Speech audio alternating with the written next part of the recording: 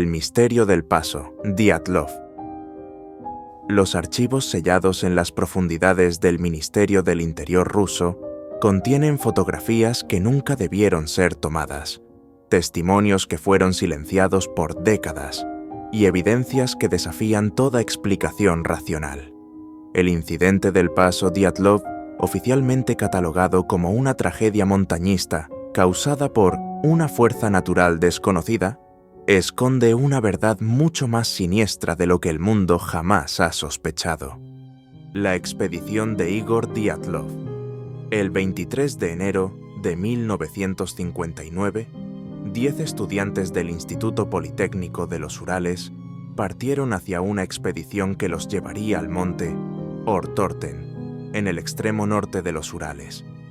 Igor Dyatlov, un ingeniero de 23 años con experiencia en montañismo, lideraba un grupo de excursionistas veteranos: Lyudmila Dubinina, Alexander Kolevatov, Rustem Slobodin, Yuri Krivonichenko, Yuri Doroshenko, Nikolai Thibault-Brignol, Alexander Zolotaryov, Zinaida Kolmogorova y Yuri Yudin. El grupo había planeado meticulosamente la ruta que los llevaría a través del territorio Mansi, una región que los habitantes locales evitaban durante los meses más fríos del invierno. Los ancianos Mansi habían advertido sobre las luces danzantes que aparecían sobre las montañas durante febrero y sobre los sonidos extraños que emanaban de las profundidades de El Bosque durante las noches sin luna. Yudin abandonó la expedición el 28 de enero debido a problemas de salud, convirtiéndose, sin saberlo, en el único superviviente de lo que estaba por venir. Los 9 restantes continuaron hacia su destino, enviando su último mensaje por radio el 31 de enero desde una estación base temporal. En esa transmisión final, Dyatlov mencionó algo que fue omitido de todos los reportes oficiales. Habían observado luces extrañas moviéndose entre los picos montañosos durante las 2 noches anteriores. El descubrimiento imposible.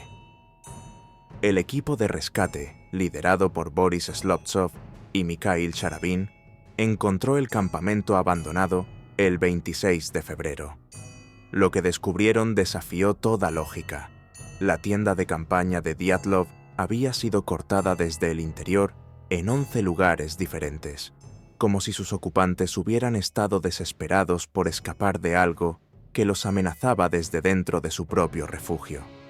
Sharabin, el primero en examinar la tienda, notó algo que lo perseguiría durante el resto de su vida.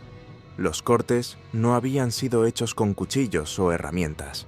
El material mostraba desgarrones que parecían haber sido causados por garras, pero las marcas eran demasiado grandes y profundas para pertenecer a cualquier animal conocido de la región. Más inquietante aún, algunos de los desgarrones mostraban marcas de quemaduras en los bordes, como si algo extremadamente caliente hubiera atravesado la lona. El interior de la tienda revelaba una escena de pánico absoluto. Los equipos permanecían intactos, la comida sin tocar y los diarios personales abandonados a mitad de frase. Pero había algo más. En el suelo de la tienda, impresas en el material, había marcas circulares perfectas que irradiaban un calor anómalo, incluso después de semanas expuestas al frío siberiano. Los investigadores nunca pudieron explicar el origen de estas marcas, que parecían haber sido grabadas en el tejido por una fuente de energía desconocida. Las huellas que se alejaban de la tienda contaban una historia de terror puro. Los 9 expedicionarios habían huido en medio de la noche, muchos de ellos descalzos o con calcetines, corriendo desesperadamente cuesta abajo hacia el bosque de cedros que se extendía a 1,5 kilómetros de distancia. Pero las huellas humanas no estaban solas.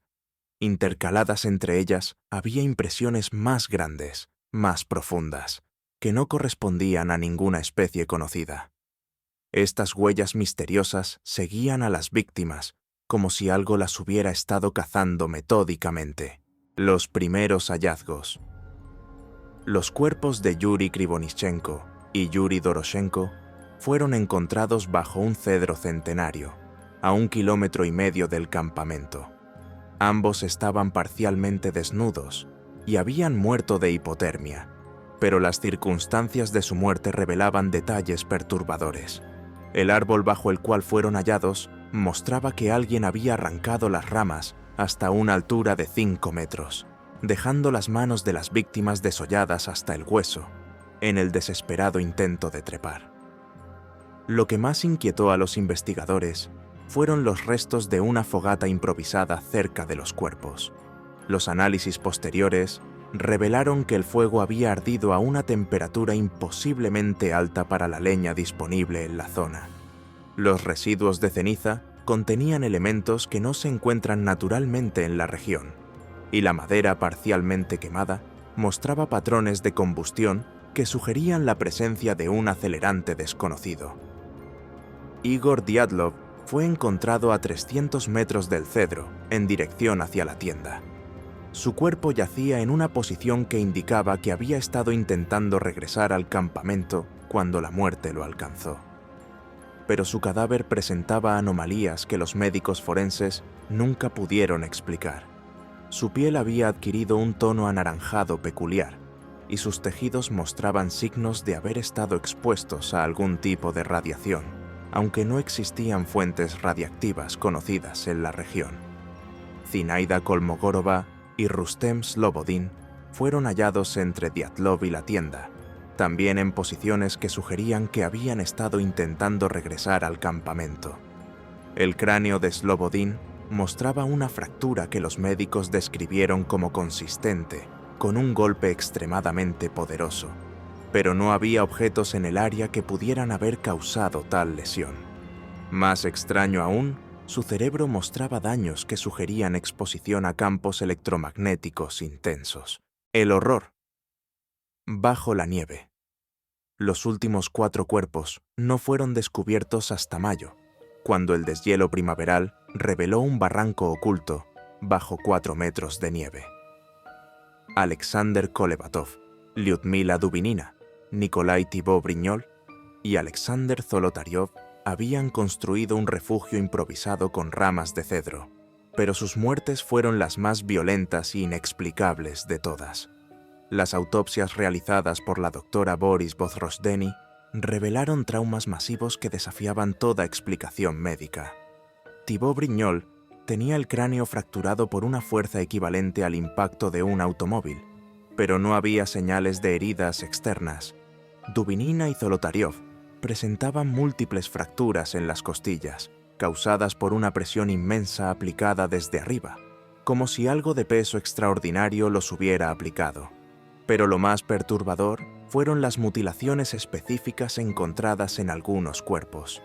Dubinina tenía la lengua completamente arrancada, no cortada, sino desgarrada desde la raíz, con una fuerza que había fracturado parte de su mandíbula. Sus ojos habían sido removidos con una precisión quirúrgica que no correspondía a la acción de carroñeros o depredadores naturales.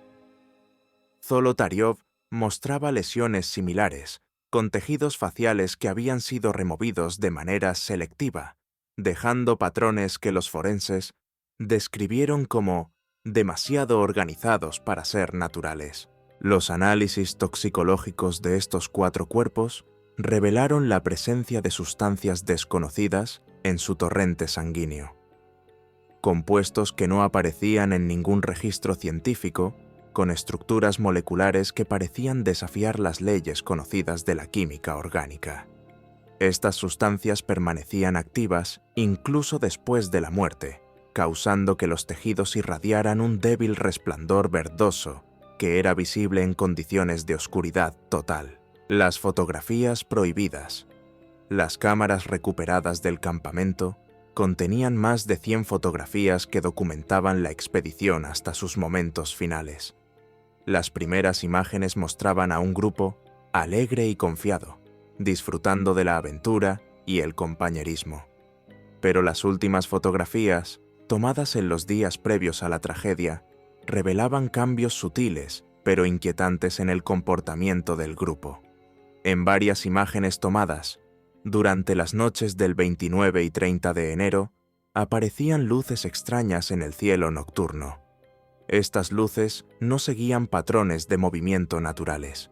Aparecían como orbes brillantes que se movían en formaciones geométricas perfectas, creando patrones que sugerían algún tipo de inteligencia organizadora.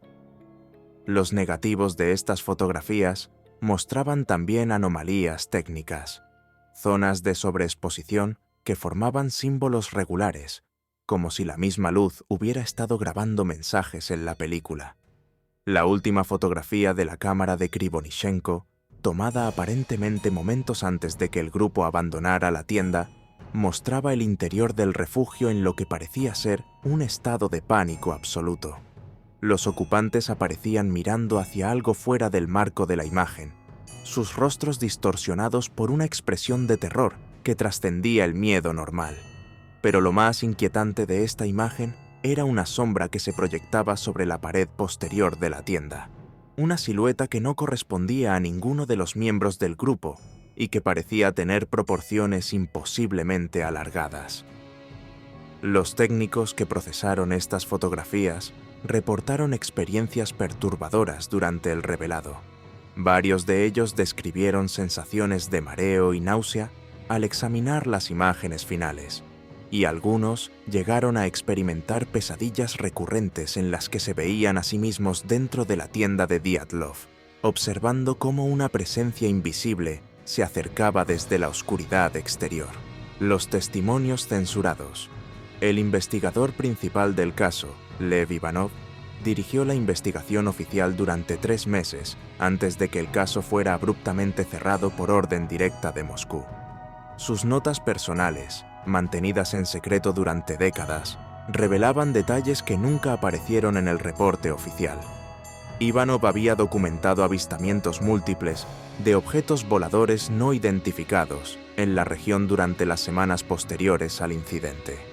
Estos objetos, descritos como esferas de luz intensa, aparecían regularmente sobre el área donde fueron encontrados los cuerpos, moviéndose en patrones que desafiaban las leyes conocidas de la aerodinámica.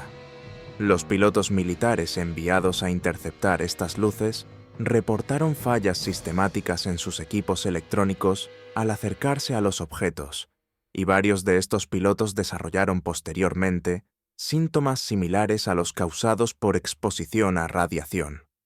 Los testigos locales, principalmente cazadores y pastores de renos Mansi, proporcionaron testimonios que fueron inmediatamente clasificados. Hablaban de noches brillantes, cuando el cielo sobre el paso Dyatlov se iluminaba con una luz que no provenía del sol ni de la luna. Durante estas noches, los animales de la región huían en pánico. Los perros aullaban hasta la extenuación, y los renos se negaban a pastar en un radio de varios kilómetros alrededor del área del incidente.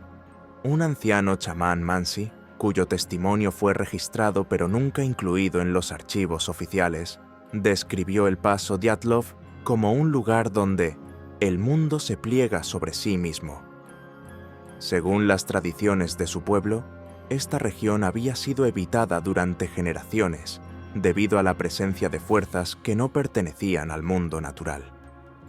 El chamán afirmó que los estudiantes habían perturbado algo que había estado durmiendo en las profundidades de la montaña y que su despertar tendría consecuencias que se extenderían mucho más allá de esas 9 muertes. Las anomalías radiológicas. Uno de los aspectos más inquietantes del caso, completamente omitido de los reportes públicos, fueron los niveles anómalos de radiación detectados en la ropa y los cuerpos de las víctimas. Las prendas de vestir de varios miembros del grupo mostraban contaminación radiactiva que excedía los niveles de seguridad por factores significativos. Esta radiación no correspondía a ninguna fuente conocida. No era consistente con las pruebas nucleares soviéticas de la época, ni con los materiales radiactivos naturales encontrados en los Urales. Los patrones de contaminación sugerían que la radiación había sido aplicada de manera selectiva, concentrándose en áreas específicas de las prendas que formaban diseños geométricos regulares. Los científicos que analizaron estas muestras nunca pudieron identificar los isótopos específicos responsables de la radiación. Los espectros de emisión no correspondían a ningún elemento conocido de la tabla periódica, y la radiación misma exhibía propiedades que desafiaban las leyes establecidas de la física nuclear. Algunos investigadores sugirieron que estaban observando evidencia de elementos transuranianos estables, cuya existencia era puramente teórica, según el conocimiento científico de la época. Más perturbador aún, los efectos de esta radiación sobre los tejidos biológicos no seguían los patrones esperados. En lugar de causar daño celular generalizado, parecía haber inducido mutaciones específicas que seguían patrones organizados. Las células afectadas mostraban estructuras que algunos biólogos describieron como demasiado complejas para ser naturales, con organelos que no correspondían a ninguna forma de vida conocida. Las expediciones posteriores. En los años siguientes al incidente, el gobierno soviético organizó múltiples expediciones secretas al paso Dyatlov. Estas misiones, oficialmente inexistentes, tenían como objetivo investigar los fenómenos anómalos que continuaban manifestándose en la región. La expedición de 1961, liderada por un equipo de científicos del Instituto de Física de Moscú, desapareció completamente después de reportar el descubrimiento de estructuras cristalinas de origen artificial enterradas bajo el hielo del paso. Su último mensaje de radio, transmitido en código militar, mencionaba geometrías que no deberían existir y resonancias que afectan la percepción humana. El equipo de rescate encontró únicamente sus instrumentos científicos, dispuestos en un círculo perfecto sobre la nieve, funcionando normalmente, pero registrando lecturas que los técnicos describieron como físicamente imposibles. La expedición de 1965 logró regresar, pero sus miembros fueron inmediatamente internados en un hospital militar especializado en trastornos neurológicos. Los pocos fragmentos de sus reportes que sobrevivieron a la clasificación mencionaban corredores de luz que se abrían en el aire sólido y voces que hablaban en frecuencias que el oído humano no puede detectar, pero que la mente puede comprender. Los supervivientes desarrollaron una condición que los médicos nunca pudieron diagnosticar. Sus cerebros mostraban patrones de actividad eléctrica que no correspondían a ningún estado neurológico conocido, como si estuvieran procesando información en frecuencias que la neurología humana normal no puede manejar. Cada expedición subsecuente aportó más evidencia de que algo fundamentalmente extraño estaba ocurriendo en el paso Dyatlov, pero también resultó en más víctimas. Para 1970, las autoridades soviéticas habían perdido a más de 30 investigadores en la región y finalmente declararon el área como zona de acceso restringido por razones de seguridad nacional. Los fenómenos persistentes. Décadas después del incidente original, el paso Dyatlov continúa siendo el escenario de fenómenos inexplicables. Los satélites meteorológicos registran regularmente anomalías atmosféricas sobre la región, formaciones de nubes que aparecen instantáneamente sin explicación meteorológica, variaciones de temperatura que desafían los modelos climáticos y campos electromagnéticos que interfieren con los equipos de navegación aérea. Los pilotos comerciales que vuelan sobre la región reportan experiencias perturbadoras. Los instrumentos de vuelo se vuelven erráticamente, las brújulas giran sin control y los sistemas de comunicación captan transmisiones en frecuencias que oficialmente no están en uso. Estas transmisiones consisten en secuencias de números y sonidos que algunos lingüistas han sugerido que podrían representar algún tipo de lenguaje, aunque ningún patrón ha sido definitivamente descifrado. Los investigadores modernos que han visitado el área equipados con tecnología avanzada han documentado anomalías que van más allá de la simple interferencia electromagnética.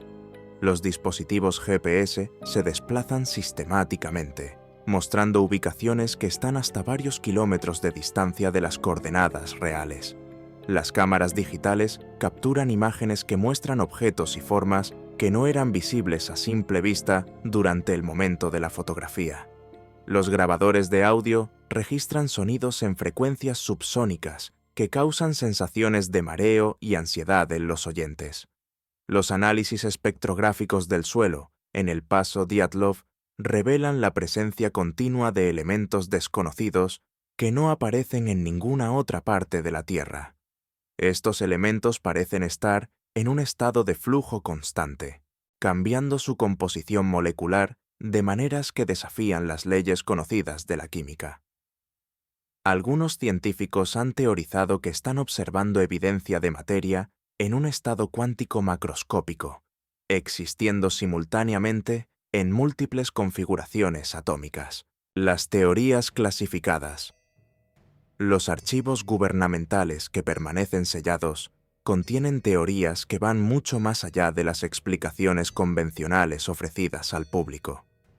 Documentos filtrados sugieren que algunos investigadores soviéticos llegaron a la conclusión de que el paso Dyatlov representa un punto de intersección entre dimensiones paralelas, un lugar donde las barreras entre realidades alternativas se han vuelto peligrosamente tenues. Esta teoría explicaría muchas de las anomalías observadas, la presencia de elementos que no existen en nuestro universo, los patrones de radiación que no corresponden a la física conocida, y los fenómenos temporales reportados por varios investigadores que afirmaron haber experimentado distorsiones en la percepción del tiempo mientras estaban en la región. Otros documentos clasificados sugieren que el incidente de Dyatlov podría haber sido el resultado de un experimento militar secreto que salió terriblemente mal. Según esta teoría, los soviéticos estaban desarrollando armas basadas en principios físicos que aún no comprendían completamente, y el paso Dyatlov fue seleccionado como sitio de prueba debido a su aislamiento. Los estudiantes habrían sido víctimas involuntarias de una tecnología que escapó al control de sus creadores. Una tercera teoría, considerada la más perturbadora por los investigadores que la propusieron, sugiere que el paso Dyatlov es un punto de contacto con una forma de inteligencia que no es de origen terrestre. Esta inteligencia habría estado observando la actividad humana en la región durante décadas, y el grupo de Dyatlov fue el primer caso documentado de contacto directo. Las mutilaciones específicas encontradas en los cuerpos, los patrones geométricos de la radiación y la naturaleza selectiva de las lesiones sugerirían que las víctimas fueron sometidas a algún tipo de examen o experimento. El legado del misterio. Yuri Yudin, el único superviviente original del grupo, vivió con el peso del misterio durante más de 50 años hasta su muerte en 2013. En sus últimos años, Yudin experimentó sueños recurrentes en los que se veía a sí mismo caminando por el paso Dyatlov, encontrando a sus amigos muertos que le explicaban lo que realmente había ocurrido aquella noche de febrero. Pero cada vez que despertaba, los detalles se desvanecían de su memoria, dejando únicamente una sensación de terror indescriptible y la certeza de que la verdad era demasiado terrible para ser recordada conscientemente. Los familiares de las víctimas nunca recibieron respuestas satisfactorias. Las autoridades les entregaron versiones censuradas de los reportes oficiales, omitiendo cualquier mención de las anomalías más perturbadoras. Los efectos personales devueltos a las familias habían sido procesados de maneras que eliminaron cualquier evidencia física de los fenómenos anómalos. Muchas fotografías fueron declaradas perdidas o dañadas, y los diarios personales de las víctimas fueron devueltos con páginas faltantes o censuradas. La investigación oficial fue cerrada en mayo de 1959, con la conclusión de que las muertes fueron causadas por una fuerza natural desconocida e irresistible. Esta formulación deliberadamente vaga ha alimentado décadas de especulación, pero también ha servido para ocultar la verdad más perturbadora, que las autoridades soviéticas no tenían idea de qué había matado a los estudiantes de Dyatlov y que los fenómenos responsables continuaban manifestándose en la región sin mostrar señales de disminuir. El misterio perpetuo. Más de 6 décadas después del incidente, el paso Dyatlov permanece como uno de los misterios más inquietantes de la historia moderna. Las teorías oficiales han evolucionado con el tiempo, incorporando nuevos conocimientos científicos para intentar explicar lo inexplicable, pero ninguna ha logrado dar cuenta de la totalidad de la evidencia disponible. Los investigadores modernos que han intentado resolver el caso se han enfrentado a obstáculos que van más allá de la simple falta de evidencia. Los equipos electrónicos fallan sistemáticamente en ciertas áreas del paso. Las muestras de suelo y vegetación muestran anomalías que no pueden ser replicadas en laboratorio. Y varios investigadores han reportado experiencias personales que los han llevado a abandonar sus estudios sobre el caso. Las fotografías tomadas por expediciones recientes muestran consistentemente objetos y formas que no eran visibles durante el momento de la captura. Los análisis digitales de estas imágenes revelan patrones de píxeles que forman estructuras geométricas regulares, como si algo estuviera manipulando la información digital de las cámaras para grabar mensajes que los observadores humanos no pueden detectar conscientemente. Los estudios sísmicos de la región han detectado vibraciones subsuperficiales que siguen patrones rítmicos que no corresponden a ningún fenómeno geológico conocido. Estas vibraciones parecen emanar de profundidades que exceden la capacidad de detección de los equipos modernos, sugiriendo que su origen se encuentra mucho más abajo de lo que la tecnología actual puede alcanzar. El paso Dyatlov se ha convertido en un símbolo de los límites del conocimiento humano, un recordatorio de que existen fuerzas en nuestro mundo que permanecen más allá de nuestra comprensión. Los 9 estudiantes que partieron hacia esa montaña remota en enero de 1959 se convirtieron en parte de un misterio que continúa desafiando toda explicación racional. Sus nombres están grabados para siempre en la historia de lo inexplicable. Igor Dyatlov, Lyudmila Dubinina, Alexander Kolevatov, Rustem Slobodin, Yuri Krivonichenko, Yuri Doroshenko, Nikolai Thibault-Brignoles, Alexander Zolotaryov y Zinaida Kolmogorova. 9 jóvenes que se aventuraron hacia lo desconocido y se encontraron con algo que transformó su expedición de aventura en leyenda, de misterio en obsesión global.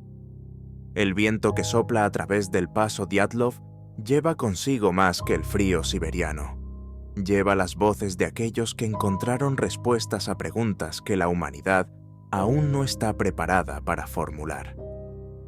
En las noches más oscuras del invierno, cuando las auroras boreales danzan sobre los picos nevados, los ecos de su último campamento aún resuenan a través de las montañas, recordando a los vivos que hay misterios en este mundo que están destinados a permanecer sin resolver, secretos que son demasiado peligrosos para ser conocidos, y verdades que podrían cambiar nuestra comprensión fundamental de la realidad misma.